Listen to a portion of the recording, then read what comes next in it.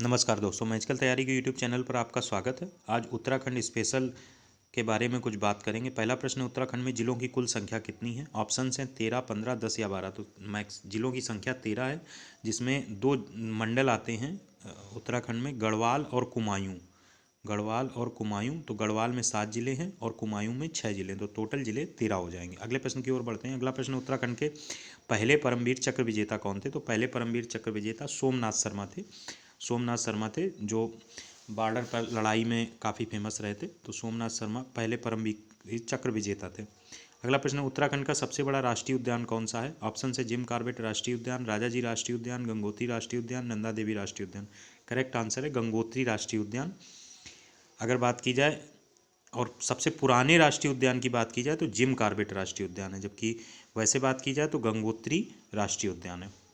ये उत्तरकाशी जिले में पड़ता है। अगला प्रश्न है, उत्तराखंड के अल्मोड़ा, पिथौरागढ़ और नैनीताल जिलों के ट्रांजैक्शन पर कौन सा मेला आयोजित किया जाता है?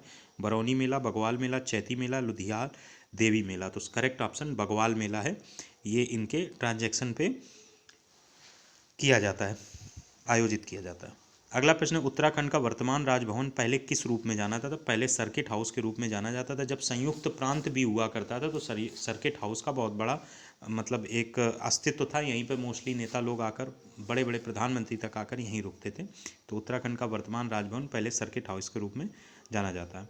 उत्तराखंड की अतिरिक्त आधिकारिक भाषा क्या है? तो ये जनवरी 2010 में रमेश पोखरियाल निशंक मुख्यमंत्री हुआ करते थे, उन्होंने इसको अतिरिक्त आधिकारिक भाषा के तौर पर घोषित किया था संस्कृत को, जबकि हिंदी पहली आधिकारिक भाषा थी।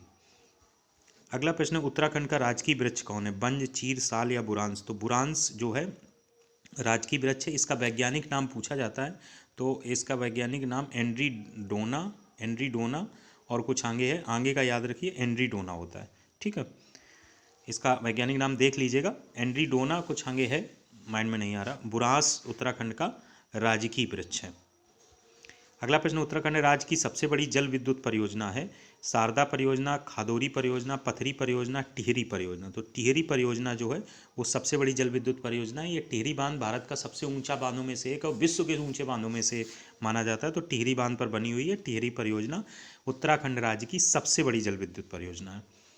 अगले प्रश्न की तरफ बढ़ते हैं। अगला प्रश्न है, उत्तराखंड की सबसे बड़ी झील कौन सी? रूपकुंड, भीमताल, डोडीताल, सातताल। तो भीमताल उत्तराखंड की सबसे बड़ी झील है, जो कि नैनीताल जिले में पड़ती है। ये नैनीताल जिले में पड़ती है भीमताल, उत्तराखंड की सबसे बड़ी झील है।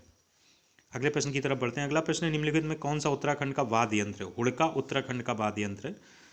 तो इसमें स्पष्ट है, हुड़का उत्तराखंड का वाद्य यंत्र है। अगला प्रश्न, 2011 की जनगणना के अनुसार भारत में साक्षरता के हिसाब से उत्तराखंड का स्थान क्या है? 78.84% साक्षरता का दर है और साक्षरता के हिसाब से 17वां स्थान पड़ता है उत्तराखंड का 2011 की जनगणना के अनुसार। 78.84% के साथ 17th पोजीशन पर है 2011 की जनगणना के अनुसार। अगला प्रश्न, किस तारीख को उत्तरांचल का नाम बदलकर उत्तराखंड कर दिया गया? 1 जनवरी 2007 को उत्तरांचल का नाम बदलकर उत्तराखंड कर दिया गया था। 9 नवंबर 2000 को ये अलग हुआ था, उत्तरांचल के रूप में बना था, और 1 जनवरी 2007 को इसका नाम बदलकर उत्तराखंड कर दिया गया था। अगला प्रश्न, उत्तराखंड के एक दिवसीय मुख्यमंत्री कौन बने हैं? सृष्टि गोस्वामी, ये हरिद्वार जिले की रहने वाली हैं, बीएससी एग्रीकल्चर की 7वें सेमेस्टर की छात्रा थी। सृष्टि गोस्वामी को एक दिवसीय मुख्यमंत्री बनाया गया था।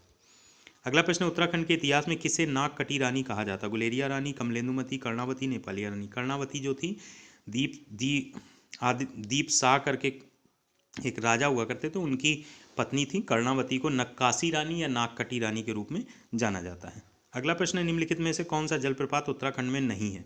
वसुधारा फॉल्स उत्तराखंड में है, टाइगर फॉल्स भी है, केम्प्टी फॉल्स है, चैडविक फॉल्स ये शिमला हिमाचल प्रदेश में पड़ता है। शिमला हिमाचल प्रदेश में पड़ता है, ये उत्तराखंड में नहीं पड़ता है। तो इसका करेक्ट आंसर होगा चैडविक फॉल्स उत्तराखंड में नहीं है, जो कि शिमला हिमाचल प्रदेश में पड़ता है।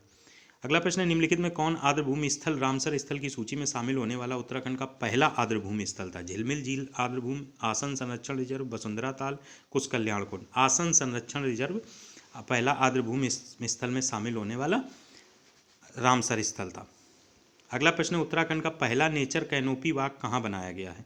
अल्मोड़ा, रुद्रप्रयाग, नैनीताल, देहरादून। तो रुद्रप्रयाग में कैनोपी वॉक बनाया गया, जनवरी 2021 से रिलेटेड करंट अफेयर है। पहला नेचर कैनोपी वॉक रुद्रप्रयाग में बनाया गया।